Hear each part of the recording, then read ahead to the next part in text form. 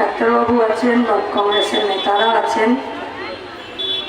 প্রথমে বলবো যে আমরা তো সবাই একসাথে লড়ছি, যে যার প্ল্যাটফর্মে।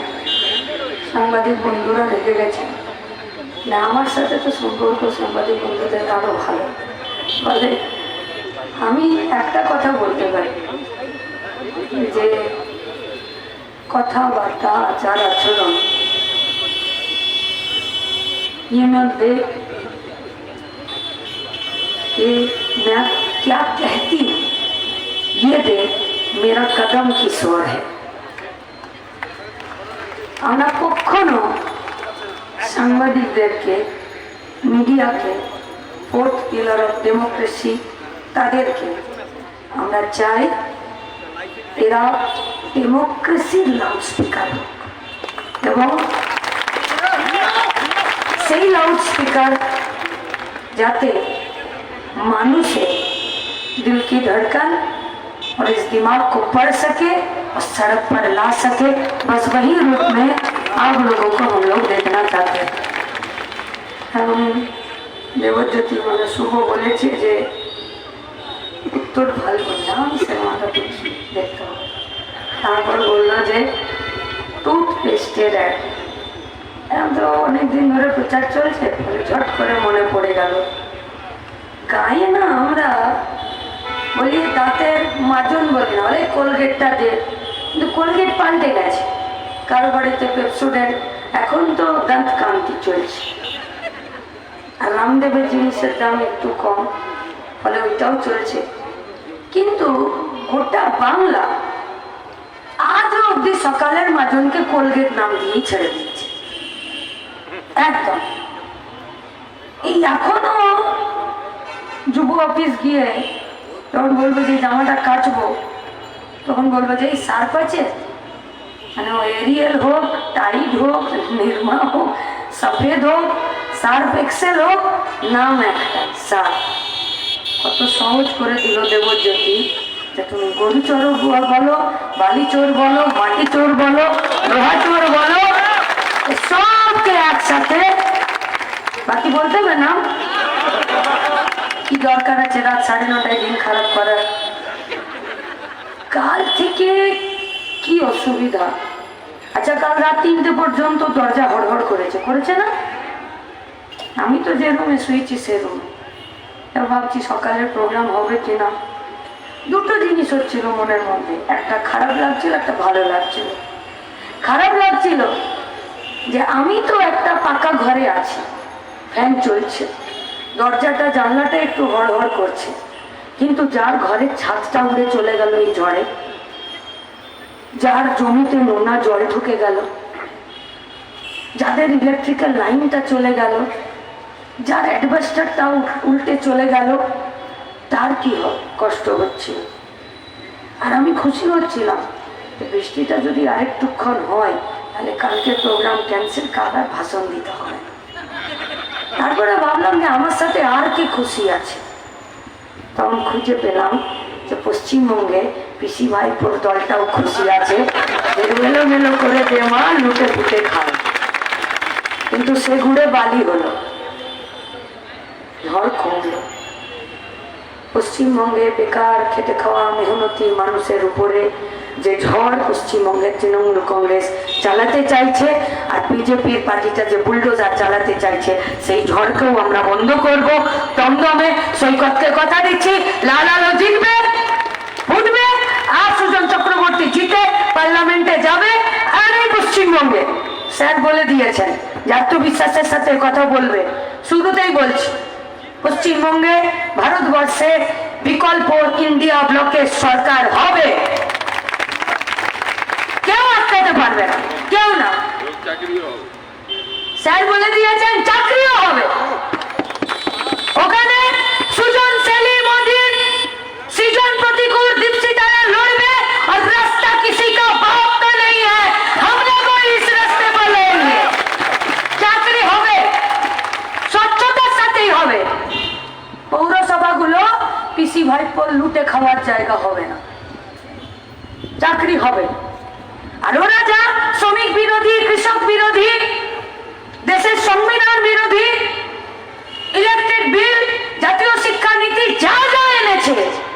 ये मोदी जो जो थूक थूके हैं उसको फिर से चाटने के लिए मजबूर करेगा। लाल झंडा तिरंगा झंडा एक साथ। बस আপনাদের কাছে আমাদের একটাই আবেদন, 1 তারিখ 2 নম্বর বোতাম কাস্তে হাতুড়ি তারা আর বুথের বাইরে বুথ ক্যাম্পে ভোর 5টা থেকে সন্ধ্যে 7টা পর্যন্ত কোমরে গামছা বেঁধে বসে যান। কথা দিচ্ছি তৃণমূলের নাতিরা দাদুর নাম ভুলে বাড়ি চলে যান। পুলিশ, ইলেকশন কমিশন, আরে ওদের ভরসায় বিলকান্দাতে ভোট করেছিলাম নাকি আমরা? এবার পঞ্চায়েতের ভোটে পুলিশ ইলেকশনের কমিশনের ভরসায় আমরা ভোট করিনি। ও তো পিসিআর ভাইপোর বাপতের সম্পত্তি পুলিশ, সামনে 1200 পিছনে 1200। কি যোগ্যতা বলুন, কি যোগ্যতা? ना किसी दिन फैक्ट्री के गेट में देखे, ना किसी दिन कॉलेज के गेट में देखे, ना कोनो दिन खेतेर आले देखेছি, কিন্তু সামনে পিছনে পুলিশ আছে। পুলিশও বলছে যে এই বিপদ কবে, এই আপদ কবে দূর হয় পশ্চিমবঙ্গ থেকে। অন্তত পক্ষে নিজেরা নিজেদের আইন মাফক কাজটা করতে চাইছে, কিন্তু কিছু পুলিশ আছে টেবিলের তলা থেকে বেরোতেই চাইছে না। হাত ধরে টেনে হাত লাল হয়ে যাচ্ছে, আর যত লাল লাল রং দেখছে তত ভয় পেয়ে আরো টেবিলের তলায় ঢুকে যাচ্ছে। আমরা বলছি বেরোন, বলছে দিদিমণির বাড়িতে খিচুড়ি সার্ভ করার জন্য টেন্ডার পেয়েছি। আরে এইটা পুলিশের কাজ। কিন্তু কিছু পুলিশ তো আছে যারা সৎ পথে মানুষের অধিকারকে সুরক্ষিত করার জন্য কাজ করতে চাইছেন। সেই সব পুলিশদেরকে বলছি নির্দ্বিধায় থাকুন। 4 তারিখের পরে আপনাদেরকে কিছুটা অংশে আমরা কাজ করতে দিতে পারবো, আর 26-এর পরে মন খুলে আইন অনুযায়ী কাজ করবেন, কারণ পিসি ভাইপোর সরকার 26-এর পরে পশ্চিমবঙ্গে থাকবে না, থাকবে না। শুধু আপনাদেরকে রেডি হতে হবে, ভোট করাতে শেখাতে হবে। খড়দাকে দরকার নেই তো? সাগর দত্ত হসপিটাল এখানে না, কোথায় গো? এখানে কি আছে হসপিটাল? বলরাম। তো বলরামকে বলে রেখো যে স্যার যদি 31 তারিখ রাতে কেউ ফোন করে থ্রেট দেয় তো কটা বেড ফাঁকা রাখবেন, আর যদি পরদিন আসে তাহলে হেঁটে আসবে, কিসে ফিরবে ইলেকশন কমিশন বলবে। কাল সকালে গেছিলাম দিদির পাড়াতে, আমার দিদির না, বললাম যে একটু লোককে লিফলেট দিই, একটু প্রচার করি। বলছে পাড়া আমার বাবার সম্পত্তি, তোমাদেরকে ঢুকতে দেব না। हम लोग भी बोले आज जब उसूलों पर आता है तो टकराना जरूरी है, और जिंदा अगर है तो जिंदा नजर आना भी जरूरी है। আজকে আপনি আটকে দিয়েছেন, কিছু পুলিশ আছে আপনার বগলের তলায় দবানো। तो रास्ता मेरा और आपका नहीं, किसी का बाप का। 2026-এ আপনার পাড়াতে লাল ঝান্ডা টাঙানোর দায়িত্ব আমরা নিচ্ছি, নেব দায়িত্ব। নির্ভয় ভোট করা, যে দিশে ভোট দিতে চাই দিতে দিন। 1 নম্বরে বোতাম টিপবে, 2 নম্বরে তৃণমূল সাফ হয়ে যাবে। 2 নম্বরে সুজনদা আছে তো, সেই 2 নম্বরে সুজনদা, 2 নম্বরে তৃণমূল আউট। 1 নম্বরে দিয়ে দেবেন না, আমি ভুল করে ফেলেছি, একদম ভুল করা যাবে না। পাল্টিবাজ দুটোই পার্টি, দুটোই পার্টি পাল্টিবাজ। একটা পার্টি বিজেপির পার্টি দেশের ধর্মনিরপেক্ষতা গণতন্ত্রকে ধ্বংস করে দিয়ে, সংবিধানকে বাদ দিয়ে মনুবাদ অনুযায়ী গোটা দেশ চালাতে চাইছে। এত বড় পাল্টিবাজ ত্রিপুরাতে গণতন্ত্রকে ধ্বংস করে দিয়ে পশ্চিমবঙ্গে গণতন্ত্র উদ্ধার করতে এসেছে। মধ্যপ্রদেশে ব্যাপকের নামে দুর্নীতি করে গণেশ উল্টা দিয়ে পশ্চিমবঙ্গের টেট কেলেঙ্কারির পর্দা ফাঁস করতে এসেছে। বিহারে চাকরিকে বেচে দিয়ে পশ্চিমবঙ্গে নতুন করে চাকরি দিতে এসছে।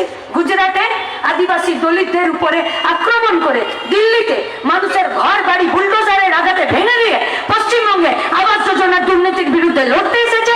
আর এখানে আদিবাসী পাড়াতে নিকোন উঠোনে ভাত খেতে এসেছে। পাল্টিবাজ নেতা, পাল্টিবাজ পার্টি। মমতা ব্যানার্জি পাল্টিবাজ নয়। কি বললো প্রথমে? বললো ইন্ডিয়ার নামটা আমি দিয়েছি, বললো না? তারপর বললো আমি আছি। তারপরে ভাবলো যে একাই কেল্লা ফতে করে নেবে। তখন বললো আমি ইন্ডিয়াতে নাই। তারপরে যেই দেখলো যে মোদির বেলুন চুপসে যাচ্ছে আর ইন্ডিয়া ব্লক প্রতিদিন ফুটে উঠছে, এবারে ভাবছি কি করব। গায়ে কথা আছে টিকটিকির দৌড় বাঁধার গোড়া। টিকটিকি মনে করুন ঘরে ঢুকেছে, তো আপনি পা দিয়ে থাপ্পড় দেবেন, হাততালি দেবেন, ও তো ছুটে ছুটে যাবে, কিন্তু কত দূর যায়? ঠাকুমা বলতো বাঁধার গোড়া অব্দি যাবে, মানে বেড়া অব্দি যাবো, ফিরে আবার সন্ধ্যাবেলা বাড়ি আসবে। মমতা ব্যানার্জির দৌড় টিকটিকির দৌড় বাঁধার গোড়া। বললো ইন্ডিয়া ব্লকে থাকবো না, এখন বলছে না না আমি তোমাদের সাথে আছি। আবায়া উঠ পাহাড় কে নিচ্ছি। যা যা গিলেছে সব বমি করাতে হবে, যা যা গিলেছে কিচ্ছু বাদ দেওয়া যাবে না। কত বড় পাল্টিবাজ নেতা, বাসের থেকে কঞ্চিতর। এখন তো বোঝা যাচ্ছে না নতুন তৃণমূল বেশি শক্তিশালী না পুরনো তৃণমূল বেশি শক্তিশালী। এখন নতুন তৃণমূল বনগাঁতে দাঁড়িয়ে বল দিয়েছে যে সিএএ না এনআরসি কোনটাকে বলেছে যে আমি সমর্থন করে দেবো। দিদি বলছে তো ভাইপো আমাকে বিপদে ফেলে দিল, তো বকাটে ছেলে চিরকাল বাড়ির বড়দেরকে বিপদে ফেলে দিয়েছে, বলছে আমিও সমর্থন করব। প্রথমে বললে করবো না, 2005-06 আমি সাপোর্ট করব। তারপরে উত্তর 24 পরগনার জমিতে কিছুদিন আগে কনসেন্ট্রেশন ক্যাম্প বানানোর জন্য, ডিটেনশন ক্যাম্প বানানোর জন্য জমি দিয়ে দিলে, আবার আজকে বলছো করবো না। সব করেছে পাল্টি বাজলে। কিন্তু জানেন তো বাচ্চারা খাবার পর মারা বলে বেশি উছলকুদ করিস না, কেউ বলবে যে বমি হয়ে যাবে। তাই দিদিমণিকে বলছি বেশি পাল্টি মারবেন না, সব বমি হয়ে যাবে, সব বমি হয়ে যাবে। পশ্চিমবঙ্গের তৃণমূল কংগ্রেসের সরকারটা দুর্নীতি করেছে, কে জানে না? জ্যোতিপ্রিয় তো চাল চুরি না করলে কেউ বালু নামটা জানতেই পারত না, জানতে পারত? আমি তো জানতাম না। প্রথম ওর যখন বাইক শুনতাম তখন সত্যি ভয় করতো যে এত প্রতিহিংসা পরায়ণ একটা রাজ্যের মন্ত্রী কি করে হয়। বলতো বামেদেরকে দেখলে বিষাক্ত সাপের মতন মাথাটা থেতলে দাও। এখন মেয়ের মাথা বগলে নিয়ে জেলে শুয়ে আছে।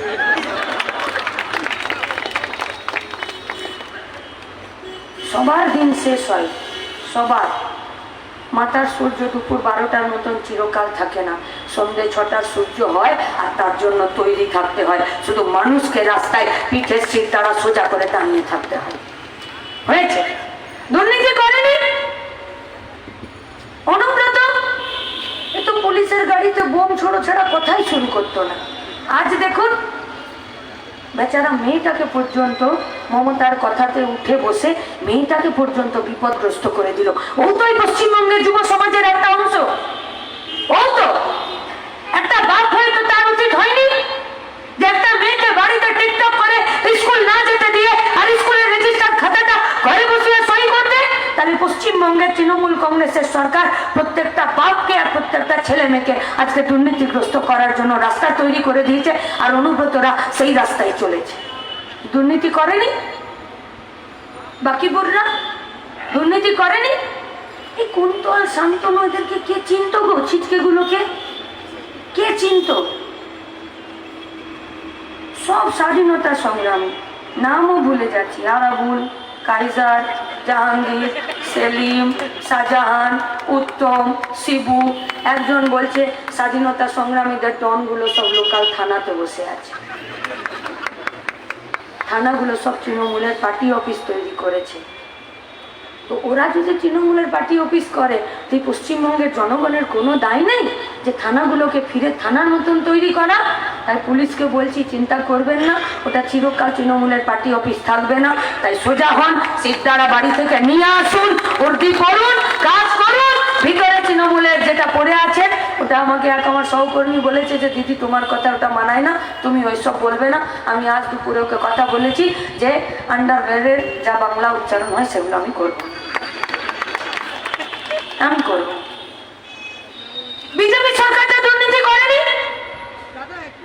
ভারতমালা প্রকল্প 1 কিলোমিটার রাস্তা তৈরি করার জন্য গরিব ভারতবাসীর টাকা মেরে দিল। হিসাব দিয়ে কি হবে? 1 কিলোমিটারে 80 কোটি টাকা কি হবে হিসাব দিয়ে? এই সন্ধ্যাবেলায় যে রাস্তার ধারে রুটি করছে আর 2.5 টাকা পিস রুটি বিক্রি করছে, তাকে যদি আপনি বলেন যে 1 কোটি টাকা, ও শুধু শুনতে পছন্দ করে 1 কোটি টাকা, ও গুনতে পারবে না 1 কোটি টাকা। তো হিসাব দিয়ে কি হবে? आयुष्मान भारत একটা মোবাইল নাম্বার থেকে ডাক্তারবাবু আছে, निश्चित भावे उन्हीं हो इसका पर्दाफाश वो भी करेंगे। हम लोग चाहते हैं कि आप लोग भी इस विषय में बात बोलिए, और उन्हीं तो बोलबे একটা ফোন নাম্বার থেকে, একটা ফোন নাম্বার থেকে লক্ষ লক্ষ রোগীর নাম রেজিস্ট্রেশন করেছে আর পয়সা মেরে নিয়েছে। এমনকি মরা লোককেও বেডে দিয়ে আর পয়সা মেরে নিয়েছে। ইলেকট্রাল বন্ড, মদ কোম্পানিও পয়সা দিচ্ছে, জুয়া কোম্পানিও পয়সা দিচ্ছে, ওষুধ কোম্পানিও পয়সা দিচ্ছে, সবাই পয়সা দিচ্ছে मोदी के। एतदिन बोलते আমি 56 इंच सीना का नापी है मेरा, और आज पता चला कि वो सीना का मापी नहीं है, ওটা ভুঁড়ির মাপ 56 इंच। পয়সা খেয়ে বেড়ে গেছে। বার করতে হবে পয়সা, আমাদের পয়সা, কারখানা বানানোর পয়সা, 100 দিনের কাজের টাকা, শহরাঞ্চলে 100 দিনের কাজ, আমাদের মাথার ছাদ, পেটের ভাত, শিক্ষা। बढ़ेगा इंडिया तभी तो बढ़ेगा इंडिया। इंडिया तो पढ़ना चाहते हैं, আপনি বলছেন ইন্ডিয়ার নামটাই বাতিল করে দেব। কে পড়বে ইন্ডিয়াতে? যার বাপের পকেটে টাকা সে পড়বে ইন্ডিয়াতে। দলিতের বাড়ির ছেলে, গরিব লোকের বাড়ির ছেলে, বলছিল শুভ দেবজ্যোতি, যার বাপের পকেটে পয়সা নেই সে পড়তে পারবে না। কেন? কারণ সরকার বাজেটে শিক্ষা খাতে টাকা দিচ্ছে না। পশ্চিমবঙ্গে হবে না, 8,000 स्कूल बंद कर दिए, 21,000 मध्य दुकान खोले दिए। कभी कभी पता ही नहीं चलता इस सरकार को तृणमूल कांग्रेस का सरकार बोलूं या दारू का दुकानदार बोलूं, की बोलबो एके? আমার ভবিষ্যৎ কি? খরদার ভবিষ্যৎ কি? বন্ধ হয়ে যাওয়া কারখানাগুলোর ভবিষ্যৎ কি? কন্ট্রাকচুয়াল লেবারদের ভবিষ্যৎ কি? এই রাজ্য থেকে বাইরের রাজ্যে চলে যাওয়া পরিযায়ী শ্রমিকদের ভবিষ্যৎ কি? এই গোটা পশ্চিমবঙ্গে যারা প্রেগনেন্ট মহিলা, তাদের শরীরে রক্তের কথা কি তাদের ভবিষ্যৎ? যে বাচ্চাগুলো জন্ম দেবে অপুষ্টিতে প্রতিদিন ভুগছে, কি তাদের ভবিষ্যৎ? এই গোটা পশ্চিমবঙ্গে উত্তর 24 পরগনাতে সিলিকোসিস রোগে, বীরভূম, বর্ধমান, উত্তর 24 পরগনা, পুরুলিয়া, বাঁকুড়া, যেখানে পাথর খাদান আছে, বুকে পাথরের গুঁড়ো লাংসে ফুসফুসে জমা হচ্ছে। গোটা পরিবেশকে জলাঞ্জলি দিয়ে তৃণমূল কংগ্রেসের সরকারটা দুটো পেনাল্টি গুনছে এই আমাদের সুপ্রিম কোর্টে আর পরিবেশ নিয়ন্ত্রণ দপ্তর। হিসাব আছে? সৌগত বাবু জানেন? সৌগত বাবু বলছেন আমি ওসব জানি না, আমি শুধু হাত পেতে টাকা নিতে জানি আর থ্যাংক ইউ বলতে জানি। পাড়ায় প্রচারে গেছে, বলছে মাসিমা ভালো আছেন, চিনতে পারছেন? বলছেন না চেনে বাবা, যা হাত পেতে ঘুষ নিচ্ছিলে, বহু দেখলাম তোমাকে টিভিতে। জানেন এই পশ্চিমবঙ্গের রাষ্ট্রায়ত্ত ক্ষেত্রগুলো যেগুলো বন্ধ করে দিচ্ছে, আমাদের তাপবিদ্যুৎ কারখানাগুলো যে কয়লা থেকে চলে সেই কয়লার খনিগুলোকে বন্ধ করার নোটিশ পাঠিয়ে দিয়েছে। তারা যেখানে কাজ করছে, যে পার্মানেন্ট স্টাফ রিটায়ারমেন্টে যাচ্ছে, সেই জায়গায় কন্ট্রাকচুয়াল স্টাফ কাজ করছে। তাপবিদ্যুৎ কারখানাতে বিনা ট্রেনিং এ, বিনা অ্যাপ্রেন্টিসে কাজ করতে যাচ্ছে, পুড়ে মরে যাচ্ছে। তার অধিকারকে, তার শ্রমকে কি করে গ্যারান্টি দেবেন আপনি? আপনি জানেন এতগুলো বছর ধরে গোটা দমদমের মানুষ আপনাকে ভরসা করেছে, কি দাম দিলেন আপনি? এতগুলো আইন, গোটা ভারতবর্ষের শ্রমিক বিরোধী, কৃষক বিরোধী আইন পাস হয়ে গেল, কি করছিলেন আপনি? বলছেন আমি পেচ্ছাপ করছিল।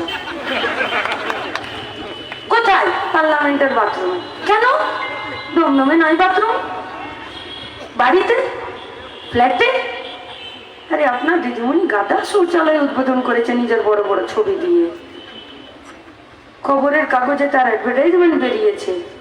কারখানা খোলার একটাও ফিতে কাটার ছবি দেখিনি, কিন্তু বাথরুম খোলা, শৌচালয় খোলা গাদা ছবি আমরা দেখেছি।